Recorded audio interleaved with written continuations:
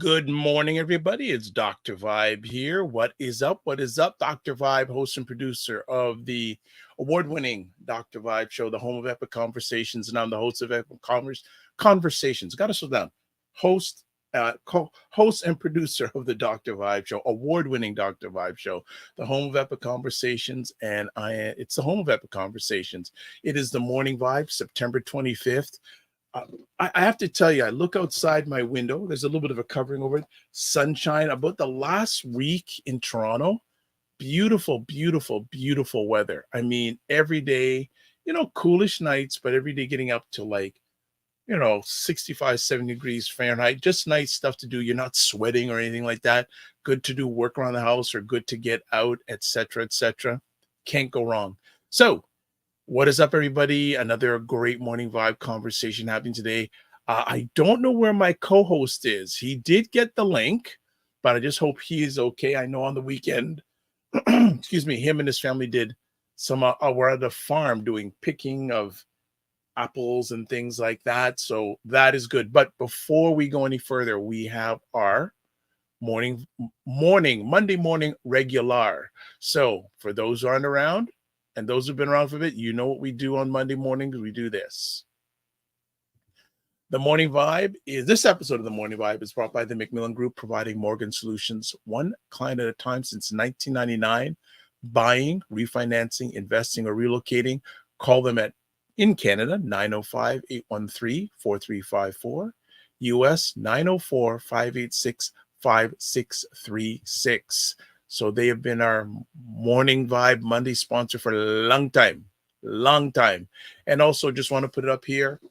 There's the numbers: Canada, US, toll-free North America, website, email address. So we always appreciate their support of the Morning Vibe and all they do to help, especially people who are Black people or melanated people. This is going to come into relevance in today's conversation to get ahead, especially when it comes to mortgages and land and generational wealth. So some of the things we want to just do house here: subscribe to the Dr. Vibe show on YouTube and hit the notification button like many of you do. Excellent. Do it. Keep and tell other people about the program. And then also follow the Dr. Vibe show on Facebook, LinkedIn, and Instagram. You can also join the Morning Vibe Discord group. And I've been putting up a lot of stuff on the Discord group lately. So definitely, and we're going to add another thing I'm going to bring out today. Always trying to up the game as much as possible, so get the engagement up and get more people involved and engaged. And then finally, to advertise your business, product, or service. And I have to put product. I keep on forgetting. I'm going to do that for Friday. It'll be up on Friday. Product or service in the show. Please email me at dr.vibe@drvibeshow.com. So those are the usuals. Let's go. Oh, and we already in the house. Fitness IQ Cam, morning. How was everyone's weekend? What did you do? And good morning, Donna Harrow. Good, a long time. But I know you've got a lot of things on the go, but it's always good to have you here. So what did people do on the weekend? Myself, I did some family stuff. And yesterday, a lot of work. Well, it was hard work, reaching out to people, videos, things like that. So a lot of things got a positive, productive day. I don't like using the word busy. To me, busy is overrated. So I have a positive, productive day. Fitness IQ has been paying attention. You're rocking Discord. Thank you. Yes, I believe it was a leadership guru who's been around for a long time. John Maxwell says the speed of the group is determined by the speed of the leader. So if I'm creating the room, I've got to drive the room. So definitely, if you want to join the Discord group, it is not a waste of time. It's a good investment. So I'd like to know if where you're chiming in from, even if you're watching on the replay, where you're chiming in from. And I know in the Toronto, it's interesting. There you think that you'd like better communication. I'm just coming out right up front in the Black environment. I didn't realize that what was the award? The Legacy Awards were on CBC last night. Now, I'm a little leery about award shows. I have my thoughts about them, but someone's watching it last night and they call me, "Are you watching the award show?" I go, "Didn't even know. Didn't even know about it." And I'm just gonna put it out there. There's an award show on CBC, national broadcaster, and I understand they do all their promotion via CBC. I have a question. Did they reach out? They didn't reach out to myself, and I'm not the only person on the block, and I'm not all that. But did they use any Black media to promote their show? I'm not saying, I'm just saying. All right. I'm not saying, I'm just saying. And then there was another event last night.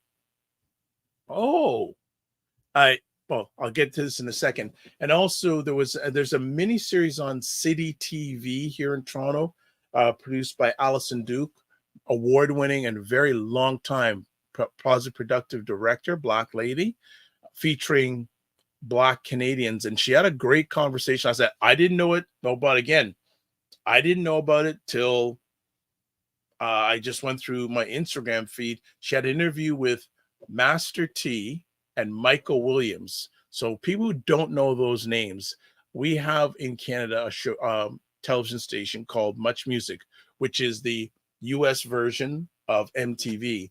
And Michael Williams was the first Black VJ on that station. And then he was followed after he left by Master T. So they apparently had a conversation on this platform. Again, I didn't know. I don't know who they use for the publicity. I know the people just like to use their own platform, but hey, we are independent Black media. If I guess people don't think we count. Don't know. Just a thought. Just a thought. Hey, good morning, Shirley J from What are you doing in Moncton, New Brunswick? What? You're in Moncton, New Brunswick? Good for you. Check out Shirley J's great group called Black Canadian Content Creators on the Facebook group and also on Instagram. So good to hear from you. And Ray McMillan of the McMillan Group. Good morning. So, anything else we need to chat about? Had to do just a morning thought there because I would wish in the area of Black media and content creators, we could keep each other and hold each other up. I'm just letting that stay there. I'm not going to go any further. I'm just going to leave it at that. Opal Inspired, does great posts on our YouTube channel and is growing. Good morning. Good morning. What did anyone else do during the weekend? Anybody else do anything? Definitely share it out. Okay. Let's get to the secret sauce here today. This young gentleman was on a few weeks ago and he blew up the Morning Vibe platform. He blew it up, not only by what he shared, but his voice. A lot of people said, you got to have this guy back. Before he even came on live on the Morning Vibe for the first time, I said, I had this vision, him coming on a regular basis. And he's back. And we're going to welcome back to the digital stage. And we have great offline conversations. A gentleman named David Archer. Many blessings. Thank you. There you go. There you go. Mr. Archer, how are you? I'm blessed and doing my best, man. You're blessed and doing your best. Yeah. I like that. Yeah. I like that. And before we came on live, you said you're going through some training. Yes. So it's just that so I'm the parent of a newborn, so I'm learning very quickly that the more independence that he gets, the more that my stress increases. It's very interesting. It's like I was very happy to see that now he's starting to walk. Okay. And nice. I brought Congratulations. I brought him to the park and he decided that he wanted to climb up on the bleachers. And I was like, oh, this is great. I've never seen him do this before. This is fantastic. And then the problem though was that when I brought him home, I realized he wanted to now climb the chairs. And if he could climb the chairs, he could climb onto the tables. And so every time he levels up, I need to think about what am I going to do to baby proof this now? And so, Baby proof. yes, Baby proof. yes, Okay. yes. And so, like, in addition to the baby proofing, there's also sleep training. So I'm trying to teach him how to be a human, to just know that when it's nighttime, it's time for you to close your eyes and to go into dream world. And that actually is not as bad as I thought. Um, of course, the first few days, the decibel level of his screaming was very sharp, but now he's starting to understand that, hey, that sleeping is not a bad thing, and that his father's going to be there, his mother's going to be there. So I feel that as much as I'm a person who has practiced meditations, I think that parenting is a meditation on its own, Oh right. yeah. You know what I mean? So it's kind of Oh yeah. that. So just want to build on what you said. So when you take into the park, Yes. are there any other fathers with their kids at the park? Well, the strange thing is that the park Go on. is empty. There was like no one there except for one other kid, like playing with the soccer ball. And I was thinking about that of like, where is everybody? But also is that I live in like a small town, Right. so it's kind of that it it's like the town that I live in is a little unusual, but it's in the Montreal area. But I do feel Yep. that generally I'm not seeing, and I hate to be one of those people, but I am that now. I'm one of those in the good old days. This is how things were, and so now I'm one of those. So I do remember that when I was younger, there would be some park time that I would have as a youth, and now I just feel that I don't see as much of that.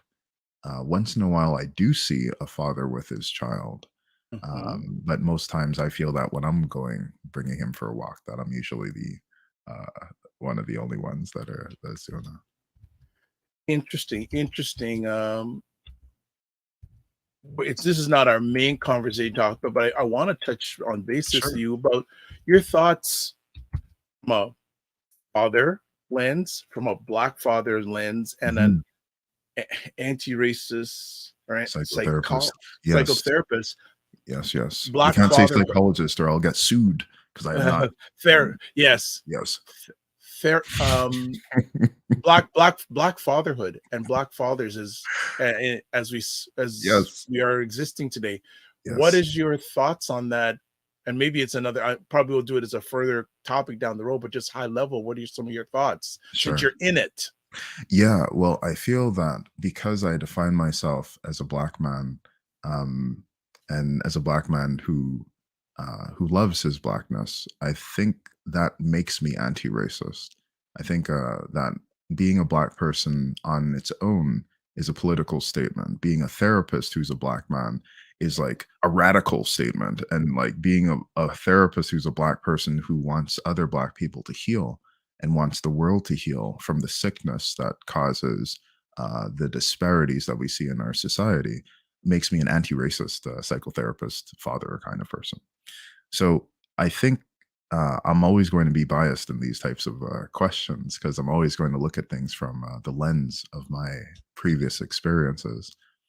But I think that being a father with this context gives me the opportunity to be able to heal the younger version of myself. When I see my son, I see a younger version of me who has less like skills. He can't speak English yet. He can only speak in yelling or crying. Is that I have to help to train him how to change his diapers and all these things. So I feel that as black men, and just fathers in general, I believe, is that we need to look at parenting as an opportunity to at least give the best type of fathering that we can give, and to unlearn some of the difficulties that our fathers taught to us by accident, to kind of reinforce the strengths that our parents taught us as well. And ultimately it's to see if it's possible to make the next generation have it easier than we did. Absolutely. Wonderful answer. Wonderful answer. Love it. Love it. Love it. Good morning, Hayton Morrison. Can I copyright blessed and doing my best? Oh, well, the thing is, it's too late. I've already trademarked it. No, I'm Ah! joking. No, no, no, I'm joking. I'm joking. No, enjoy it. Enjoy it. I mean, like even anti-racist psychotherapy itself. I think that the philosophies that I have, I don't think there's anything new under the sun. So anything that I'm saying is really I guess, a consequence and also learning that I received from others. But I do think that blessed and doing my best does sound awesome. It has a nice ring to it, Yes, it and does. I will not And send also any lawyer. with your voice behind it even sounds better. Yes. It So even yes, sounds feel free. better. Oh, but and just by the way, the and I owe you a testimonial. The one you gave Yes, me, I actually played it on Friday fantastic. Thank you. during the show. So it's going to become part of the regular rotation Nice.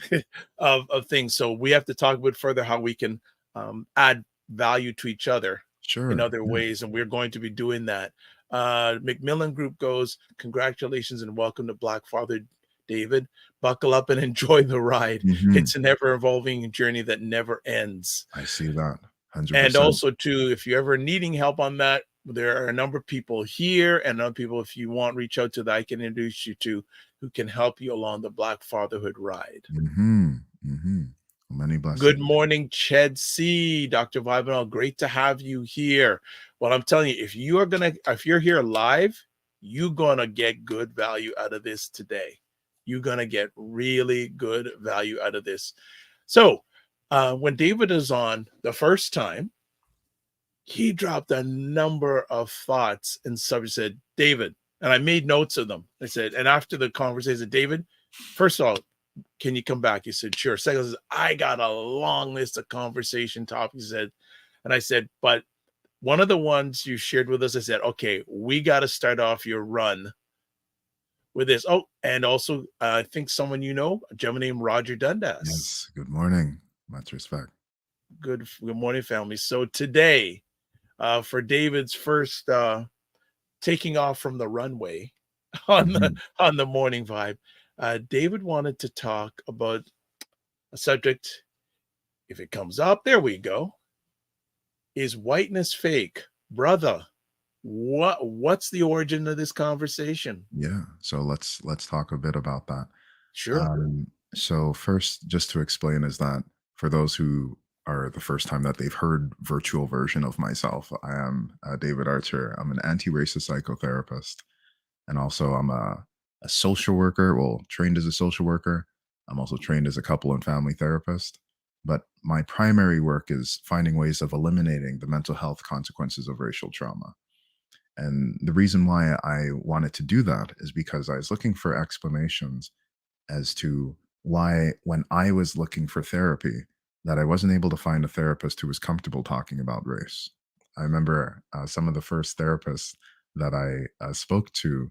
I remember saying that, I'm going through these difficulties, uh, at my workplace, and it could be related to race. And then it was a white female therapist. And immediately, it's as if she saw a ghost. She became even paler. And so what happened is that she was like saying, "Well, no, no, there's no racism." She said, "My friend is Haitian, and my friend says that there's no racism in Quebec and no racism in Canada." Hmm. So immediately, I stood up and I left that office, never to return, because I was like, "No, there's something off about this. Why did she have that response?" I remember seeing another therapist, and it's like I could feel that she was anxious about the fact that I was there in the room, despite the fact that I paid money to meet with this person. And I realized that a part of it was because of the race question, the race issue. And it had nothing to do with my therapy. It really had a lot to do with the absence of their own therapy. I Mm. started to think about how, even though I'm impacted by this racism thing, whose problem is this? And I realized that the problem of racism is not the black person's problem, it's the white person's problem. But because we're in vicinity, we're impacted by it. And so when you ask me about is whiteness fake, we first have to start with the question of, well, what is race? And is Can race I can I real? can I just politely interrupt you for a Yes, second fine. because there's a whole lot just to unpack right there. So let Mhm, me ask, and if you're comfortable in sharing, you said you went to see a therapist. Okay, we both black men here. You know how rare, and you know, and I know how rare that's happens. Are mhm. you comfortable sharing with our audience why you said you needed a therapist? Well, as a therapist, I often don't go so deep into my life, and the reason why is Okay, all right. because, It's up to you. No um, problem. like, I can give you general Yeah, things, just general. Sure. but it's just that, it's well, the general idea is that, I experience racial microaggressions, and Mm, so these are, like, certain types of statements where it's like, let me give you an example, is that the other day, my mother was at a funeral, okay? And, they're grieving the loss of someone that they know, and there's people that know the person who passed away. So an older white woman goes up to my mother and then says, because my mother's wearing a wig, okay? mhm. And then the person's like, "Oh, nice hair. Is it yours?" And then my mother's like, Oh, "Bought wow. and paid for." And then the woman like turned around and leaves the room. And for my mother, she's a proud Jamaican, and I Mhm. feel that for her, those types of statements, she's so used to it, and it's almost terrible that as Black people, we need to get used to these types of statements that take place. So she's able to have a defense and like be able to say the statement and be able to maintain like self-esteem and all these things. Sure. So I feel that when I was younger and even like in my adulthood, I Mhm, didn't even understand what was happening, but there would be these types of comments that would happen that mhm. would cause me to feel like disorganized or confused. Is it that this person's racist? Is it that I did a bad thing? Is it that I need to code switch? Is it that I need to is it that I need to appear differently? And there are these types of statements that I'm not the only victim of, that many of my clients now are victims of as well, are these types of comments. Either they could be comments or they could be glass ceilings that you encounter in your workplace. There's these things that you can't really put a finger on, but it seems as if it doesn't happen to people who don't have the same melanin content as you. Okay. So while I can't go into the specifics of like, No, and I don't want you to. I don't yeah, want but it's you to. it's That's it's just to yeah, say that yeah. it's like it's the universal experience, because I don't even remember the exact reason, but it's the Okay. universal experience, is that being a Black person, uh, there's something about how our identity is going to impact the things that happen to us specifically, and, I wanted to know why. But, because I'm a person who was at the time training to be a therapist, Mhm. I need to put myself in the position of the client in order to, Yes. better understand how to be a better therapist. And the experience that you get being a therapist or in your training sometimes can be intellectual, but we need to get a heart based, we need to get like a full embodied form of it. So it is necessary. I believe it's necessary for anyone who's considering to get into the field to do your own work, which is what these other so quote unquote professionals did not do, which is what I was able to know. Even at that time, I was able to know that this is not my problem. This is them that has a problem with me. And as I said, is that I endeavor to challenge it. But you will see, Dr. Vibe, that my answers will span 10 minutes each That's because no, no, no, no, no, no, no. There's so much It's for me to say. well, Be- sorry, this is not major media where you get 2 minutes. No, yes. this is a little bit. It's a little bit of a different platform, and it's done purposely so Yes. because I believe that you got to not Mhm. only know your truth, you got to tell your truth. 100%. And Right. so, So what yeah. I'm what I'm going to do is I'm going to take a little break and then we can get Oh, right sure, into the sure. full Yes. conversation. So Fantastic. we're here with David Archer, anti-racist psychotherapist from Montreal. We're going to be talking about is whiteness fake on the morning vibe, but we're going to take a little bit of a break and then we're going to get full force into the conversation and also encourage you to participate not only through the comments but other ways. But we're just going to take a little bit of a, let's say about a 90-second break. and we'll be right back at you. So we'll see you in just a bit. Hold tight. And that's what I feel like. You feel like you're the Harry Tubman of the mind. I am. I feel like I'm one of the Harry Tubmans of intelligent Black people. Like, I want to liberate y'all from like being left behind and ignored and oblivion. No, really, the rappers get all the attention.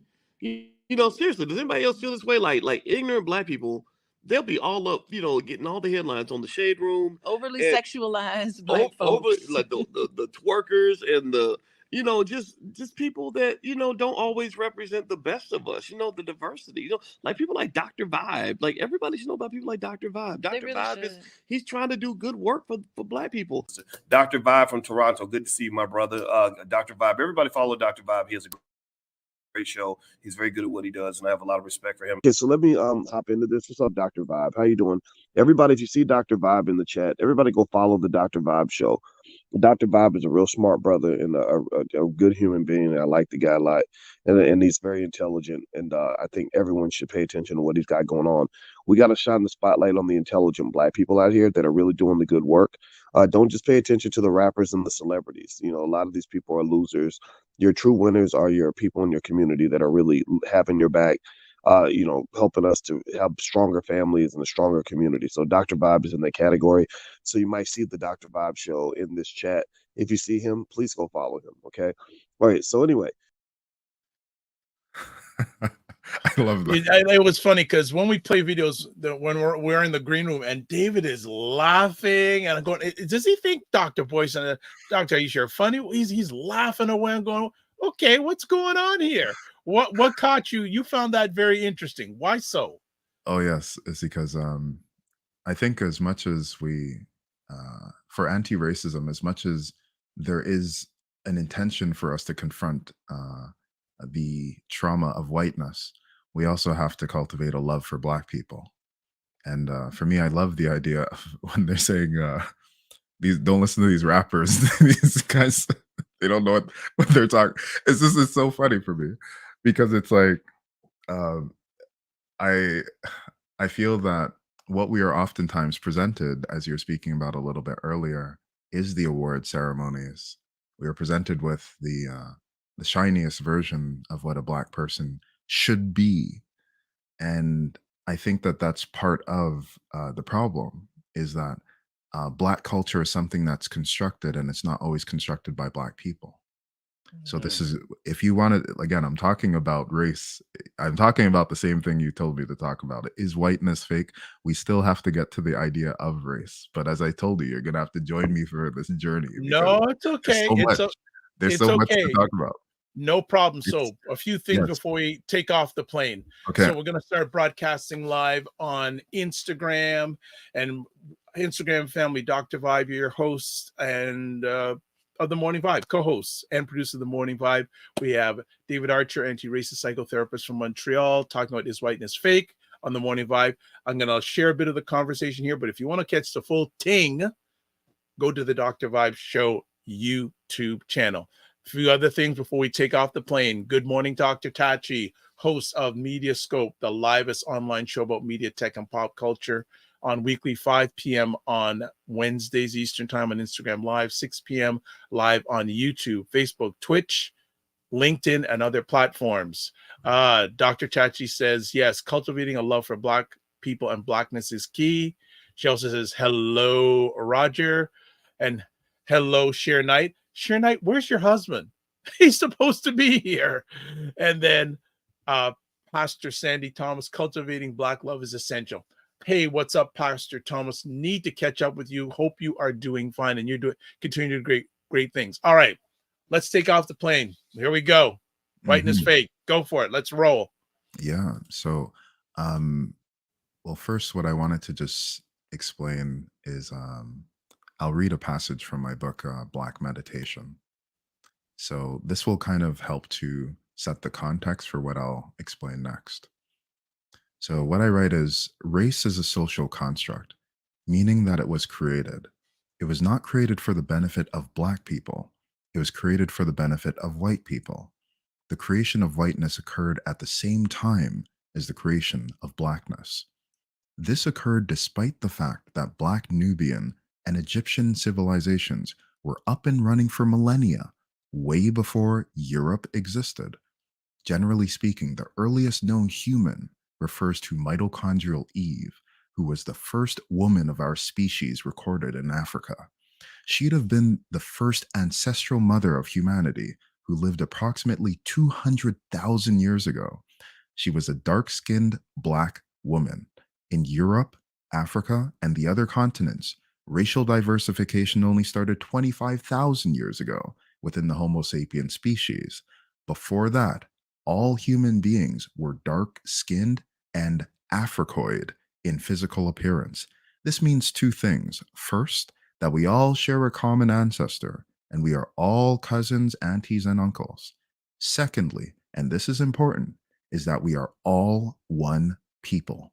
All people, black, brown, red, white, all of us are descendants of Africans.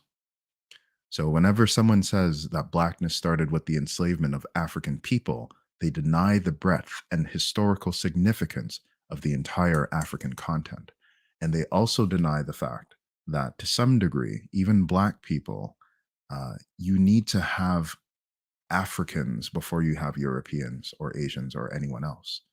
This means that when we are talking about race, when we have these things in North America that'll say the one drop rule, they forget the fact that if we are using that rule, then all white people are also descendants of Africa as well.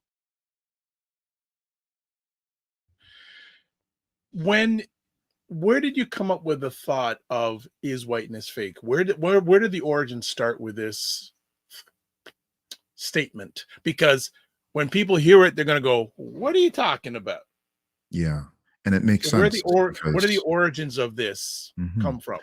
It makes sense because we are taught to believe that race is real, but race is not a real thing. It's not a there are no, like, if we're going to talk about geneticists, you can ask any of them.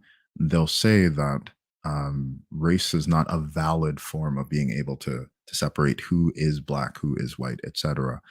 There have actually been many times where you'd hear like white supremacists, they would use these genetic tests and then they'd end up realizing, oh no, I have ancestry in like in like Egypt, or I have ancestry in Africa or some other place, because they don't often understand that race is a social construct. So what I was talking about before was just the fact that as a client, so me as a person who was seeking the service of a therapist, it was just very interesting to see that a white therapist with more expertise than me would feel stressed, not when they hear me on the phone and they see my name, David Archer, they think I'm a white man from Britain or something, I don't know. And then I come into their office and then all of a sudden there are these feelings that happen. um, it means that if you turn off the lights, it's like you have to turn on the lights before you know you're racist, or before like, it's so strange. You have to see the person before you know whether you hate them or not.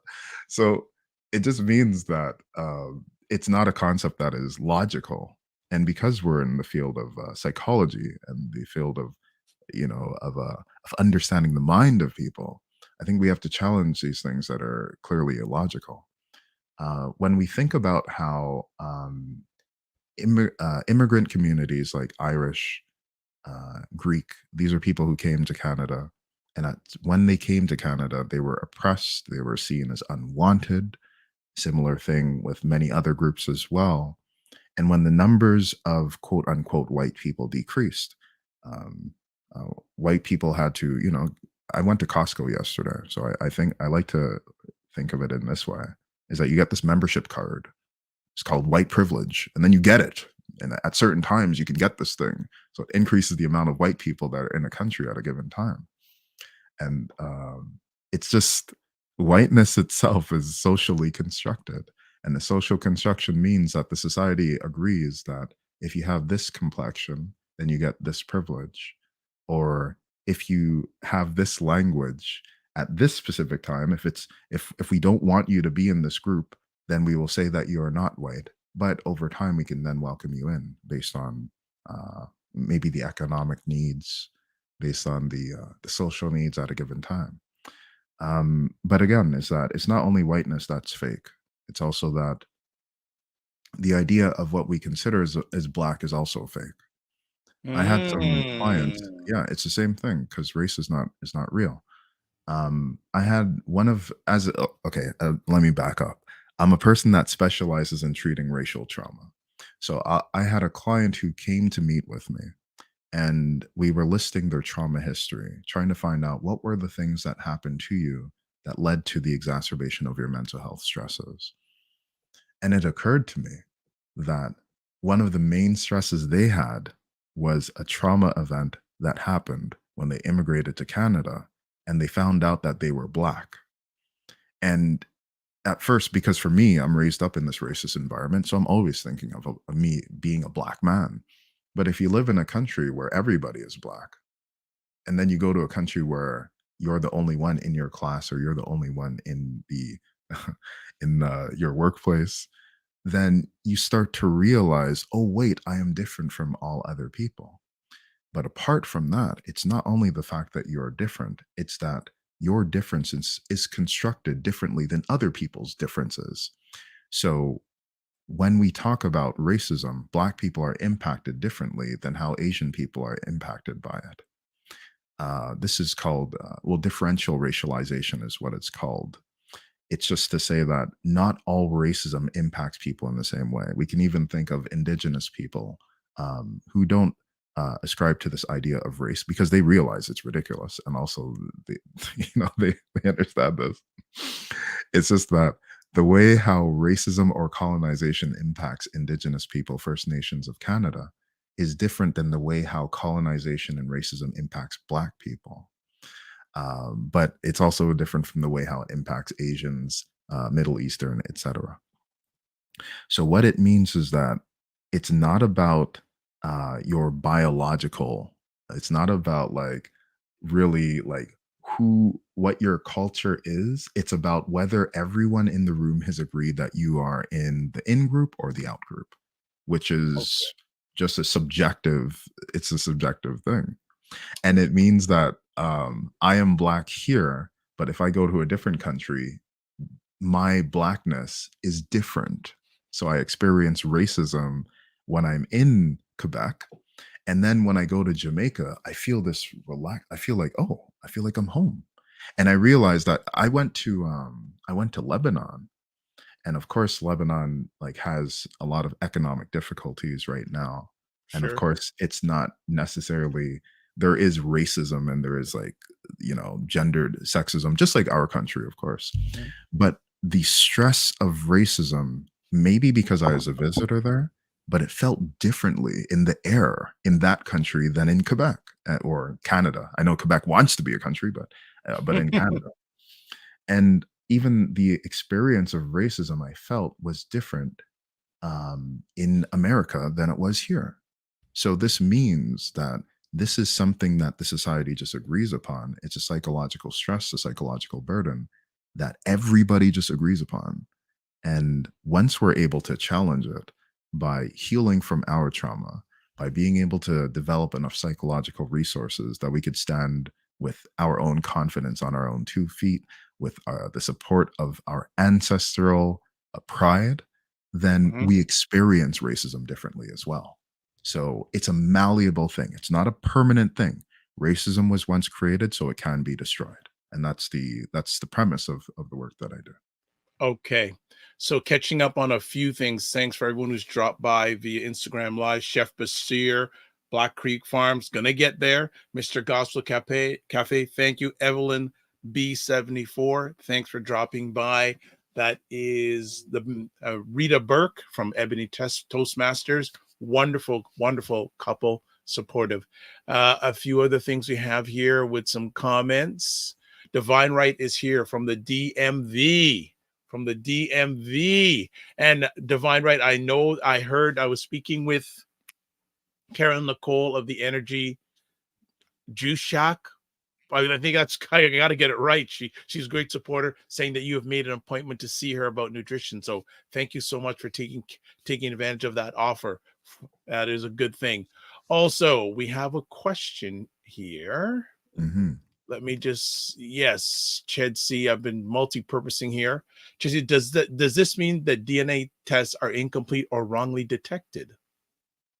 Well, let's just talk about I think this person may be referring to like the ancestry.com stuff. Yes.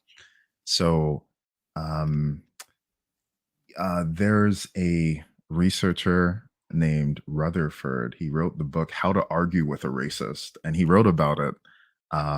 He wrote about these genetic tests. And what he's explaining is that it may be impossible to find out exactly where your ancestors were geographically, because it depends whether some people have submitted their tests to be analyzed. Okay, so it's making a comparison between the data that they have on record and also not taking into account that there are multiple migrations and people have moved to different locations and all this. So while I can say, as me as a Black Jamaican, we know that I was we know that my ancestors were not uh, from the beginning of time in Quebec. We know this. But we know that Jamaicans, I feel, they carry a lot of similarity with West Africans. And I'm sure that there's other Africans that we carry similarities with. But we know that when there was transatlantic slavery, that a lot of it was from the Western coast. And that's why I feel that with my Nigerian brothers and sisters, if they're listening, I feel there's a lot of similarities in the foods that we eat, and even in ebonics, the way how we talk about certain things and utterances and all these things. And so, but it's just to say that because people have always moved and there's always been migrations and there's always been people that would travel when they would start families in the African continent, I cannot say that all of the people that that I came from Nigeria. They must have come from throughout, because people have always moved. So it's really just to say that those tests, they can be helpful for some people who want to connect to something that did happen before their own existence, but it's it's not always 100% reliable is what I'm trying to say. Okay. You said, amongst other things, that Blackness is fake. What? Yeah. Yeah, What? 100%, 100%. Let me ask you, Dr. Vibe, what does it mean to be Black?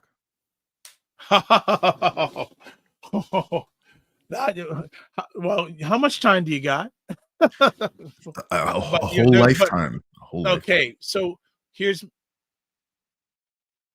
you know what? There's a reason why you asked that question. So I'm going to come back to what's the reasoning for that question. You hear it all the time. So when you pose that question, or when you hear other people ask that question, what does it mean to be Black? What do you sense from that question being asked? I don't understand your question. Well, no, but you're saying, what does it mean to be Black? That's different Yes. with every. Not only would Black people give you different answers, but Yes. white people would even give answers. Of So course. that's a many splendid thing. Like everyone has their own different definition. So Exactly. That you just answered it. You just okay. answered it. So That's the answer. because so you're saying because there isn't a central definition, it's fake? Well, it's part of it. It's like, let's say, for example, if we agree that a cat is a four-legged feline, and we agree that it has a certain like taxonomy that differentiates it from other cat animals and all this stuff, then we can all come together and we can say this is what a cat is, and that's helpful for us of being able to have words that we all agree on in terms of the definition. For Blackness, the definition is completely different, because it's not really a real concept. It's just something that has been agreed on. And I guarantee that if you ask a racist in the southern United States what a Black person is, his definition is going to be different from yours. So that means that although generally speaking, we can all agree that a giraffe is going to be this animal with a long neck and all this stuff, that like, an alligator is going to be a thing that can bite you. The idea of what Black is actually changes depending on the context. So there are some people who are professionals that are Black in private and Black in public. I'm one of them. is that I'm as controversial with my family as I am like on YouTube. Okay, good to know. I speak about the same thing because it's just like these problems are ubiquitous. This is what we got to deal with this thing, and we got to talk about these things. Right. There are some people that their blackness, that when they're in like for example, I gave a conference presentation at the International Society for the Study of Trauma and Dissociation, and the first slide that I had was no different from what I just explained to you about mitochondrial Eve, of explaining that everyone in that room, didn't matter how white they were or how different they looked from me, that we have this common ancestor. Being able to say that for some Black professionals can be scary, because it'll mean that they have not completely assimilated. And if they're not sufficiently assimilated, they can't get certain privileges in terms of certain assignments and certain promotions and all these things. The easiest way of looking at it is with code switching, is that there are some Black people, like we have accents, okay, because we're raised in these different places. Yes. Yeah. And then sometimes, depending on where you go, you got to hide your accent because someone's gonna deny you a loan or some madness like that, okay, or like deny you like a job or any of these things. So it means that Blackness, then our Blackness and our conception of it is malleable, and it needs to be malleable in order to fit its way into certain places. So generally what I'm saying is that what most people believe that Black is what I disagree with. I don't believe that that rappers are the definitive example of what it means to be a Black person. I don't agree with that. I also don't believe that we need to blame the rappers and say that they are the people that are doing the bad thing. I think we need to look at their employers. It's their employers who are giving the marching orders. And oftentimes their employers are white people, meaning that there are rich white people that are telling rich Black people to tell Black people that you need to be rich to be happy. You know, Very or they're telling interesting. Black people that you Yes. need to shoot guns at other Black people. And in the rap songs, they make a mention of the N-word, which I don't use because I think this word comes from enslavers who didn't mean well to us. And I think there's a lot of power in words. But the reason in many rap songs you'll hear the use of the N-word, and they're saying to shoot the N-word or to kill the N-word. So that makes it so that as a white person, you can listen to this music and feel that you're participating in Black culture and never feel targeted and never feel offended, because they're always talking about harming a Black person, which is the reason why white people are the largest consumers of hip hop music. It's part of it, is that it's not, and if they are, then is that Black culture? This is what I mean when I say that Blackness itself is not necessarily an agreed upon culture or agreed upon concept, and it changes depending on the context. All right. Well, a few things we're going to catch up to. Thank you, gospel_connection, joining on the Instagram. We're speaking with David Archer, anti-racist psychotherapist from Montreal. We're talking about, is whiteness fake? We've also talked about, is Blackness fake? So I'm only going to keep the Instagram up for another few seconds. If you want to catch the full conversation, IG people, go to the Dr. Vibe Show on YouTube, subscribe, hit the notification button, and then catch the whole conversation. So also, before we go to something, I'm going to ask her, hey, Dr. Vibe, haven't made an appointment yet, but did reach out an email. Okay, you're going to get there. I'm going to share this out. So last Friday, we introduced doing a poll in real time. So what I'm going to do is I'm sending it out now on the comment section. We've got our morning vibe poll questions. We've got 2 poll questions I'm going to actually put up on the banner. Hopefully it's all going to fit based on David's thoughts here today. And I shared it on all the platforms that this is being broadcast on, except David's, because I don't control David's platform. But we have this question, poll questions. Do you think whiteness is fake? And do you think Blackness is fake? So it's a funny question. Yeah, but people, but this is but you brought them up. And so it's a funny question. There's the link, pollev.com/DRVIBE513. and it's in the comments, wherever, whatever platforms this is being broadcast, you have it in the message, copy and paste, and you can vote. The polls are active. So let me come back to you, David, on this. So we just have a quick, okay. Here is a comment. I think as a society, we need to stop talking about black and white and take the conversation to a different level. Let's address the human race as all people have the ability to do bad and good. What are your thoughts on that? Yes, it's just well, it's because I think it's easy to misunderstand what I'm saying. Um, there is only a human race, and I think that it's important to know that is that even the word race, it wasn't. It was like a misunderstanding when it was initially used when we were talking about making these different racial categorizations, and that race itself was a tool used for colonization. It was designed to make it so that the European colonizers would be able to, in a way, justify the violence that would take place towards indigenous people, towards black people, etc. And again, it's a topic for another time, but we didn't even go into Portugal and how they got the permission of the Vatican to first invade Africa in order to create as many Christians as they could. So there's so much that's tied up in there. But what I want to say is that um, we can say that we need to stop talking about race. We can say this, but race is fake, but it also has real consequences. So we need to recognize that, of course, I'm the only black male EMDR therapist in Canada that I've met. So that's not by accident. There are structural issues in terms of how the universities are recruiting therapists. Is it that teachers, even at the level of high school and all that, are making it so that black men, black young men, believe that they can go into university? Is it that there are discriminatory practices in the school system, in our education system, that make it so that black youth are not graduating at the same levels, indigenous youth not graduating at the same levels, et cetera, et cetera? So structural racism is a reality. Systemic racism is a reality. But I refuse to be their black person. I'm going to be my black person. This is the key that I'm trying to explain here. Excellent.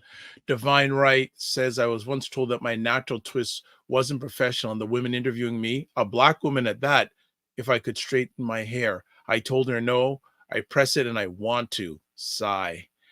Yes, but you see, it's that another aspect I need to explain is horizontal violence. The most effective way of being able to attack someone is when you don't even have to lift a finger. And most of the horizontal violence you see between black people is caused by a society that privileges whiteness over blackness. Therefore, vertical violence is the cause of horizontal violence.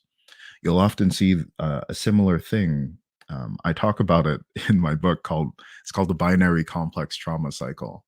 On one side, you're going to see that white insecurity is what allows whiteness to exist. On the other side, you'll see black suffering is what causes our ideas of blackness to exist. There's a process called soul murder that relates to intense violence, projections, psychological attacks into blackness to make it so black people are associated with trauma.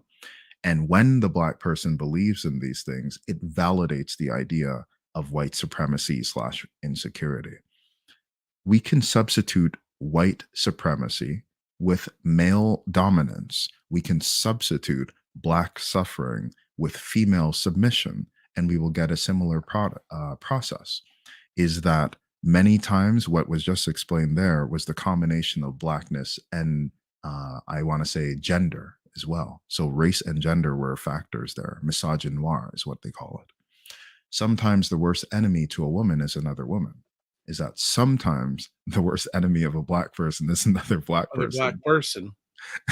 And that's because when some black people feel sufficiently targeted by racism, the best way to cope with it is to approximate whiteness and harm another black person so that you can feel that you're the crab that's at the higher end of the barrel. Good stuff here. Good stuff here. Hayden Morrison says, I'd love to be able to forget my race. It's just that every time I see a policeman, I get nervous. Exactly. Also, can I add to go that? ahead. Yeah, go ahead. And it's not only you who gets nervous, is that he gets nervous. So even if I do forget my race, I need white people to forget it too. Like, the thing is, you're only like, it's like there's some times where I would go to a job interview and it's like in a professional context, and then there'd be this white person who tried to give me a special secret handshake, and I never met you before. How am I supposed to know your secret handshake? I don't know. You're not doing this with anyone else. This is strange. This is strange to me. So that's why we say, like, of course, our blackness exists, but even if we try to say race doesn't exist, I'm going to be colorblind. It's that other people see it. So if other people are creating it for you, then we need to manage with that. That's all I'm saying.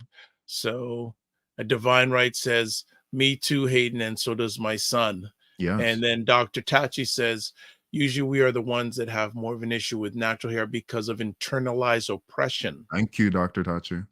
All right. And then Hayden, Divine Right says, Hayden, I was pulled over once doing 5 miles over the speed limit when I was pregnant with my son years ago. I'll never forget that. Dr. Tachi also says, yes, often there is internalized colonizer misogyny. Sorry. Yeah, misogyny as well. You got it. Yep, thank you. And Hayden says, oftentimes when I walk in a room and I'm the only black person, you feel silent gasps. Yeah. And our nervous system detects it, even if it's at that silent level. It's that the definition of racial trauma by researchers that I cite, Comas Diaz is one of them, is that it's real or perceived experiences of racial discrimination. But from an anti-racist perspective, we also need to think about the neurological implications of that as well. So if it's real, that means that everyone agrees that it's racist. If it's perceived, it means that you feel it, whether you like it or not. It's at this almost this unconscious level.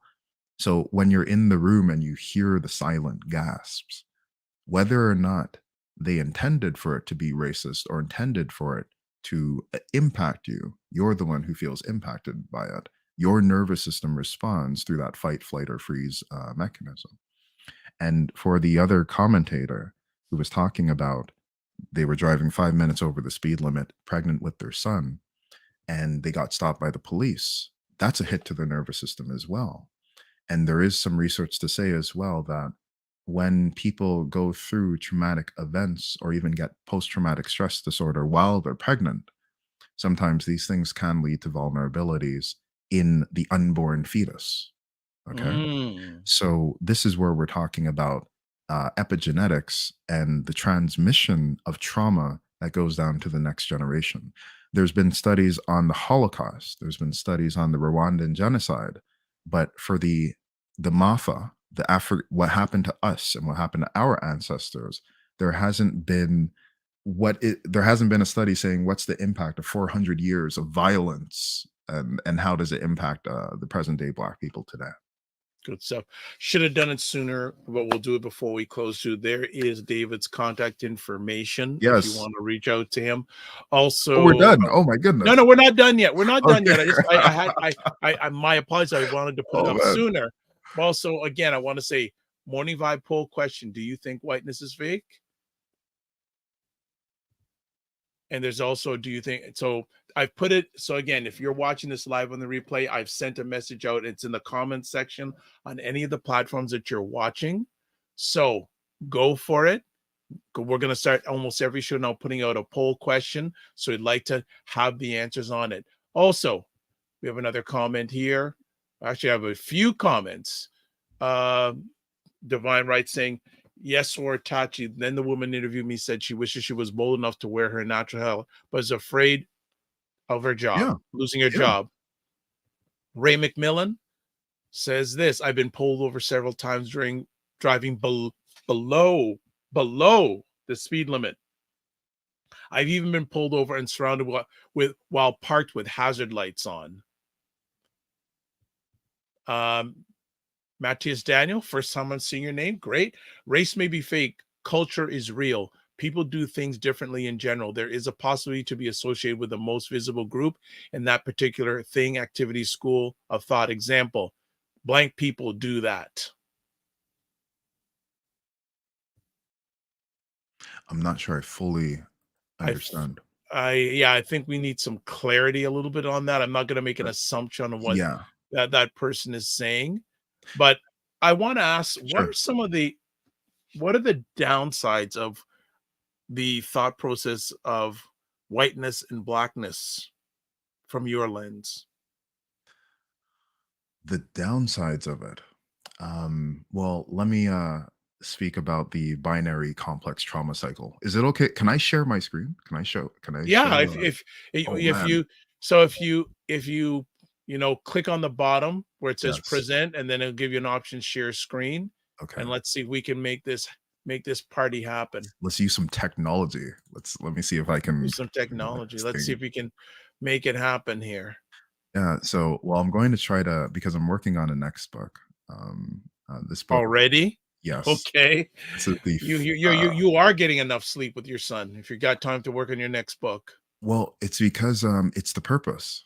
Okay. It's how do we eliminate white supremacy? And so this is something that I want to just devote my life to helping Black people to heal from this, and also helping white people to be more awesome. Like because we can't stop racism only through um, creating like love among Black people. We have to make it that that white people also understand that we have to love all people. Hold on one second. Let me No see. problem. So what you got to do is whatever you got to click on the present at the bottom, I see and it. then it's going to give you an option to share screen, and then it'll ask you give you options of either sharing a screen or sharing a tab. While we're Okay. um this while you're doing that, great comment here from Ray. This is such an insightful and very necessary conversation. David's insight and provision of clarity has allowed me through this session to start to heal from the trauma of life in North America. That's fantastic. that's that's pretty impressive. Yeah, you may want to go on my YouTube page and copy and paste that comment. Okay, yes, got it here. All right, let's see if we're going to Okay. be able to see it. That's So the let thing, because me let, let me let me see just if I do can some. zoom in a little bit. Yeah, Okay, so so I'm gonna add this to our stage, and let's see where yeah, we. so Okay, no, that's not bad. Go yeah, ahead. so this is a slide from my next book. I wrote this next book. Well, I'm almost done.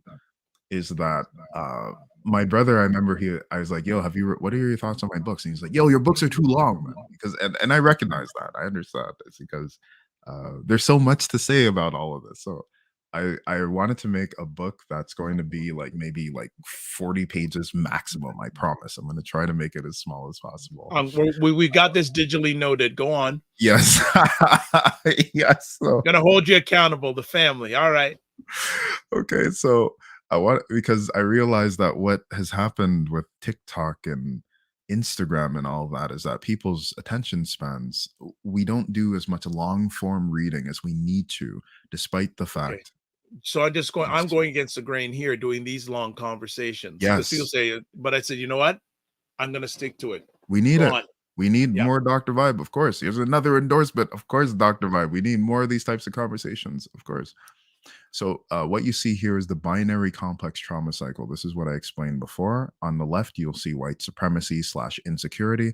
I call it white insecurity because whenever we see these mass shooters that are white supremacists, they never look as if they have strong ego strength. They never look as if they're very confident in themselves. And I realize also that if you have a power system that is intent on maintaining power at all costs, it is afraid of losing power. So it's really an insecurity. So when the other commentator was talking about they get stressed when they see a police officer, even though the police officer has a gun and body armor, they're feeling insecure. This like this is the problem that is within the whiteness. Okay, so on the left, you'll see that white supremacy insecurity dissociates itself from trauma, as I said at the top, through soul murder. There's this projection of negative beliefs from white people into Black people. So that's why Black people are seen as unprofessional. Black people are seen as lazy, despite the fact that our ancestors were worked to death. Black men are seen as hypersexual, despite the fact that the white enslaver sexualized and attacked many young Black girls and Black women. So the undesirable traits are projected into the opposite. So projected into Black people. The worst thing that happens at the bottom is when Black people associate their Blackness with suffering. And then it leads into this like positive self-regard for whiteness. So then white supremacy, it dissociates itself from the trauma. The trauma becomes associated with Black people. And to answer your question, what is the downside of this? Is that white people need to be constantly caught up with this game of, am I on top? Am I the good one? Am I the good person? Am I the strong person? All of this stuff. Black people need to be caught up in this idea of, am I good enough? Am I being too Black? You know, both of these things lead us into not being in our bodies. Dissociation is a trauma response that's meant to make it so that we escape from the present moment when the present moment is too much for us to handle.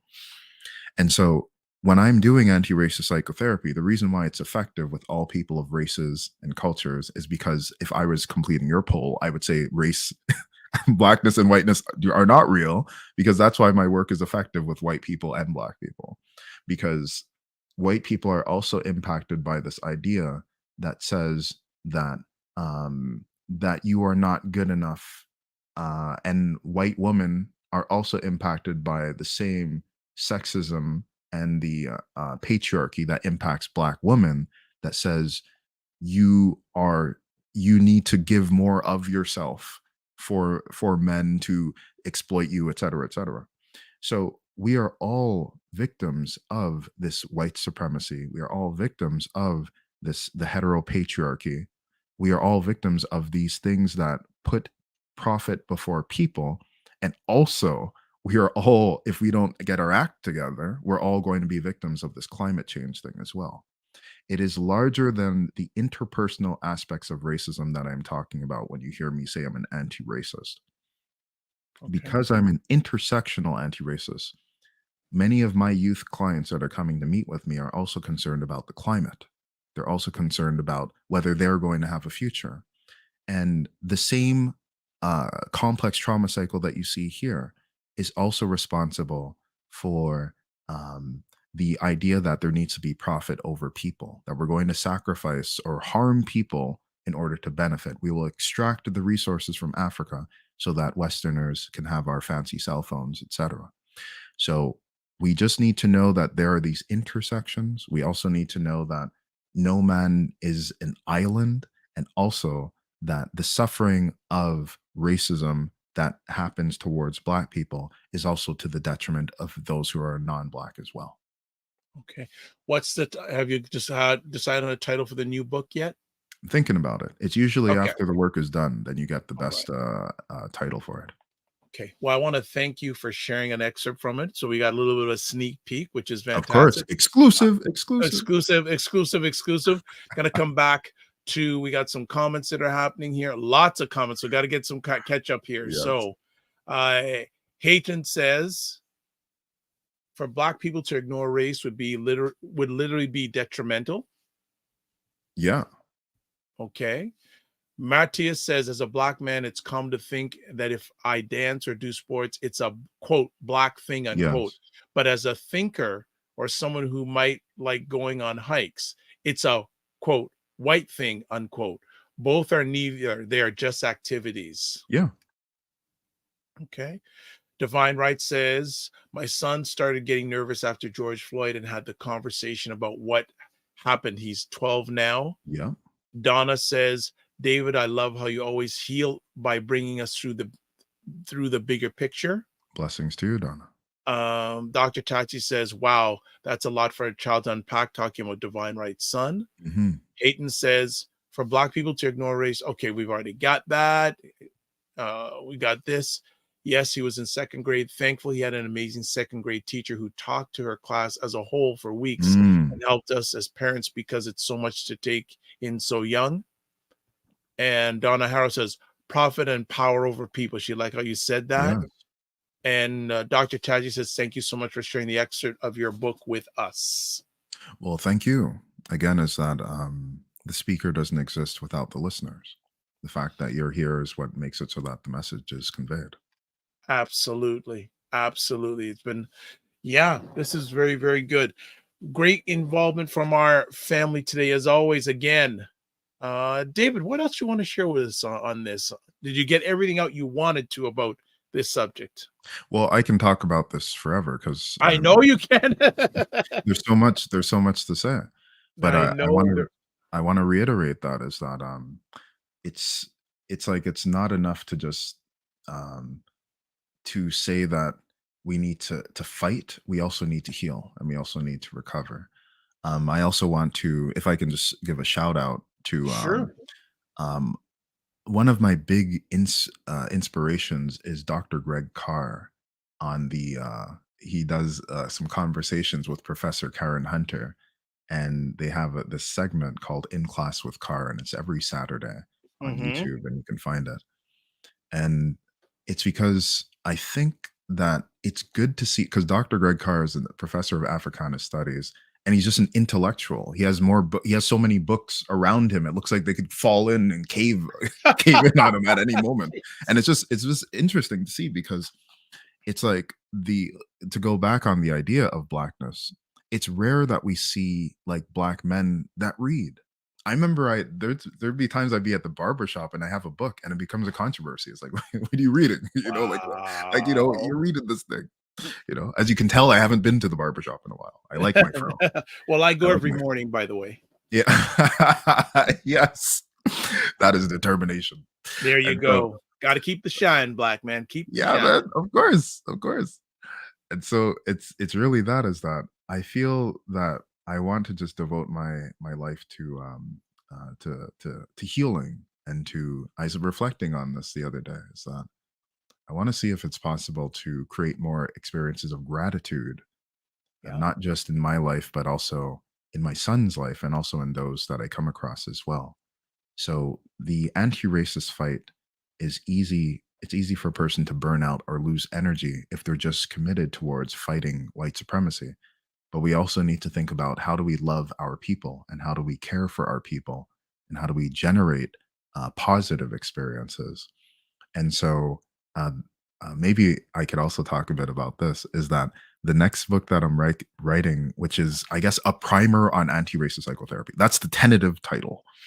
It's that I wanted to just explain these concepts that you got exclusively on this show, and also to explain why we need a new approach for therapy, and also just to have something that can help just Black people to know that we can heal from these things.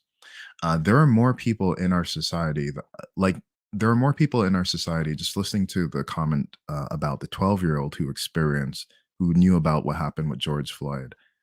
Like, that next generation is going to need therapists that can actually help them. Not everyone is going to need a therapist, but everyone needs to know that if they want to go into that field, that there are options, that Black people are capable of doing this type of work. That Black men, that we need you to be able to consider like going into professions that allow for healing our people as well. You know, with the stresses of climate change and, you know, the political disturbance, we never know what's going to happen in US politics. Like, you know, sometimes things are going to be safe. The next time you watch the news and you think fascism is going to become alive and well there. You know, so we just need not so much the outrage that I think social media is prone to, like, you know, the clickbait and the stresses to the activation. We also need experiences of healing and positivity as well.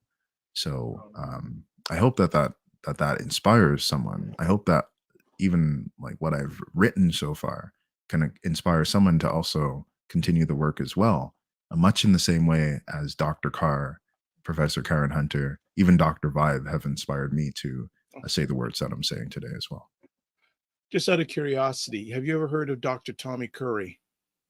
No, I am not familiar. Okay, we'll chat offline. Let's talk. Dr. Tommy Curry. All right, gentlemen, I think you would get some good inspiration from. Yeah. So let me just share some more comments. Ched C says, I don't believe he has to say anything else after reading the excerpts from the book. Okay. Oh, you'd be surprised. I'm a therapist. My job's to listen to people. So if you give me a microphone, it's over.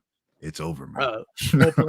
Opal Inspire says, unfortunately, North America is obsessed with race, and Hitler learned from this. All of us are being played. It's exhausting. Opal makes a great point, is that Hitler was inspired by Jim Crow. Right. Okay. We need to know that Nazis were inspired from American policies, because they had to consult the research, and the only other, I guess, like country that was doing it at that scale was their neighbors across the ocean. Okay. Ched C says, you can heal individuals, but it's very difficult to change an entire culture. Focusing on loving ourselves will inspire greatness within one's community. Yeah, and you know what? I do agree that it may not necessarily be possible, but my name is David. And if you think about the biblical terms, is that David was a person who slayed Goliath. But he also could play the harp. That's true. And he is also a king. He's also, yes, he could. He also did some terrible things as well, because it's the Bible. So there's always that thing. But the idea is that if even if it is hopeless to be able to change the world, what better way to spend your time? There you go. Like, why not? We got two more pieces here. Donna says, as a question for you, how do we make wellness and intellectualism and love of humanity as a cultural concept? Well, it takes me, and it takes you too, Donna. It takes a Dr. Vibe, it takes Chad, it takes everyone else who is commenting. Is that when we start to make it so that wellness is the cool thing, or that when we start to make it that that we heal, that we are able to express compassion for ourselves, it ends up that compassion becomes the gift that keeps on giving. I've met many of my clients that came in to my sessions with what we call treatment-resistant disorders. So they went to see other therapists, and then they came to meet with me, and we were able to treat these so-called treatment-resistant disorders. So what does that mean? That means that even in these situations where we believe that things are hopeless, if we adjust our technology, and if we come with a different set of assumptions about how change happens and how it maintains, then we can exceed our expectations. All right. Questions are coming now. Dr. Tachi, do you think that staying in North America is counterproductive for some Black people? That is, should we look to other places to preserve our sanity? That's a good question. I mean, unfortunately, because I'm a psychotherapist, I'm not a fortune teller, so I cannot tell the future. But there are some people who have moved to different countries. Like if I think of James Baldwin, there was times that I think he was living in Paris or something like that. And his work still exists to this day. People still know about him. They still talk about him. When we think of Malcolm X and Martin Luther King, would they have been more effective if they went in a different country? We don't know. We actually don't know. But one thing I do know is when you do something and you put your heart into it, sometimes it inspires other people. So it may not necessarily be about the geography or the location of your latitude and longitude. I really think it's about, are you able to do something in a way that energizes you and energizes others, and then to let the dominoes fall as they may. Another question here. Donna says, should we run away from our issues? Well, it depends. Because what is running away? Again, it's this what are the issues, and also what is running away? It's a very shared, Joe. It needs to be deeper than that. That's be more specific, but I hear where you're coming from. Ched C says, Dr. Tachi, in every other situation of trauma, we remove the individual from the place of trauma. We remain here in the place of our trauma. Therefore, it may never heal. Well, the place of our trauma is actually up here. It's not a geographical location. The place of the trauma is here. Sometimes it's here too. Sometimes it's in the heart. Yeah. And so even if you're like, life would just be good if I went on vacation, then you go on vacation and you still have the same brain. You still have the same trauma history. So what if it were that we knew how to heal what was up here and down here? Then what would happen? How would life be different if we could actually take a vacation without booking a plane ticket? And that's what my therapy is as well, is that we are using the principles of memory reconsolidation. We don't have enough time to go into this. I understand. Okay, let's stop. But Okay, I'm gonna ask. That's what we're gonna have you on monthly, because Yes. it'll all come out over Yes. time. We're gonna spread it out. Spread it out. So I have one last conversation piece Yes. from me. Do you think Black people need to fight more, heal more, or a combination of both? Yes is my answer. Okay. There, you got to the point. Okay. Dr. Tachi says to Ched C, interesting indeed. All right, we're done. Nice. You finished off on that one. Yes. Okay. So David, as always, want to thank you for everything you have, are, and Thank will you. be doing. I appreciate you. As you see, the family loves to have you on the platform. Appreciate it. Dr. Tachi has another comment here. That's a great analogy, David. It doesn't do any good, I suppose, to move to Ghana, but you still carry the same North American burdens. Therefore, you're making your life over there. Yes, heal from. I think one of the most important things is heal from your suffering. That is, I think, one of the most important things. I like that. When we heal from the suffering, we transmute it into wisdom, then use that wisdom to help others to heal from their suffering. This is the principle I live by. Okay. So before we let you go, and David's contact information on the screen, actually a mentor of mine the other day shared something, and I was gonna put on the screen, but it was too quick, but I'll put it on next time. That when you're in life, when you're dealing with people, you want to be, he has the acronym FAST, F-A-S-T. And he says, F, be fair with people. Mm-hmm. A, apologize when necessary. Mm-hmm. Because he says some people apologize too much. Mm. They apologize even when they know. And then S, stick to values. Mm-hmm. And T, tell the truth. You got it. But he also says when you're dealing with other people, he has the acronym GIVE, G-I-V-E. G is be gentle with people. Mm. I, be interested. Mm-hmm. V, validate. And E, engagement. You got it. So I thought that would share. Next time we are on, I will share that in the comments section. So I think somebody said, "Can you say that again?" I could say it over and over again, but probably you wouldn't write it all down. So I'll put it in the comments section next time. So David, what are you up to in the next little while? So you're working on the book right now. Any more engagements? I know you're always client full. Anything else going on? Yes. So again, working on the book just to make it so that people have an easier way of being able to digest these concepts. And also, I'm working on a self-care course. Wow. Because I told you that I'm very booked. So I figured, let me find a way to refer to digital David and to make it so that's very good idea. Yeah. Very good idea. Actually, I was at something a week ago and people say, do you have a course about podcasting? I said, no. They said, why not? And it's interesting because an organization asked me earlier on this year to do a webinar about it, and my old brain would say, well, there's so many people that are doing it. But I said, no, mine will have my spin on it. My journey, right? You got it. My journey on it. So good. You're working on a course, working on a book, and being a dad, being a Black dad. Exactly. All rolled up into one.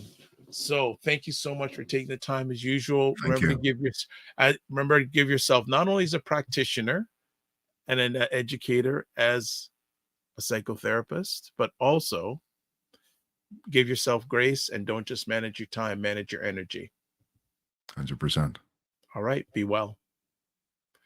All right, family. Another epic conversation. I'm telling you.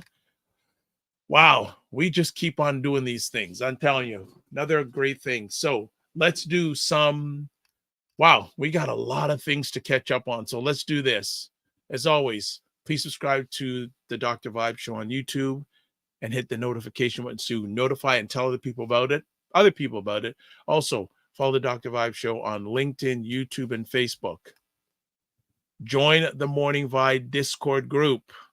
Please email me, dr.vibe at the drvibeshow.com. I'm putting in stuff on a regular basis.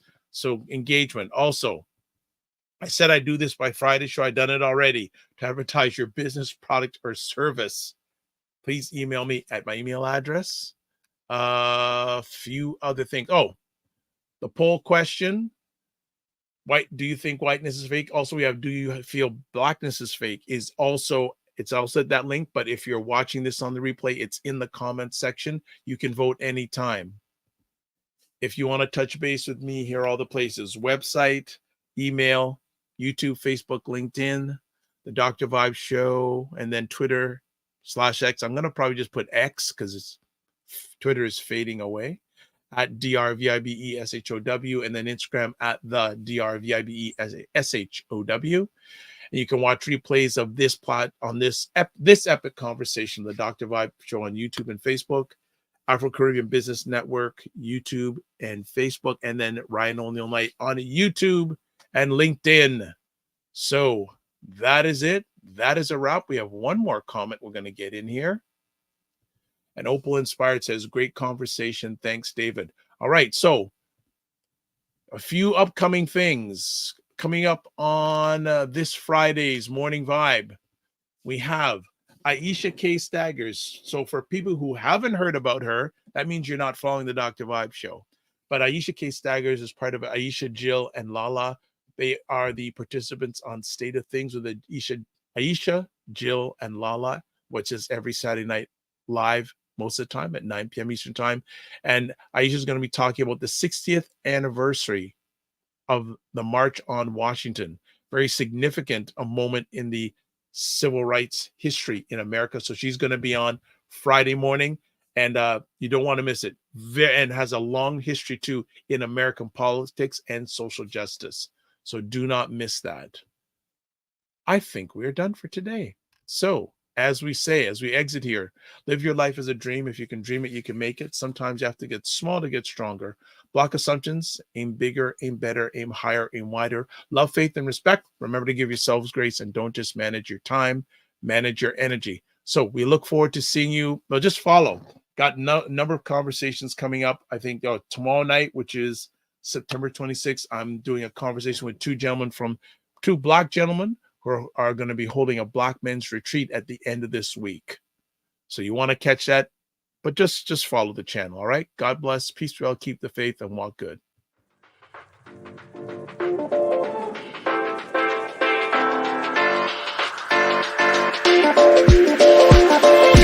Here we go.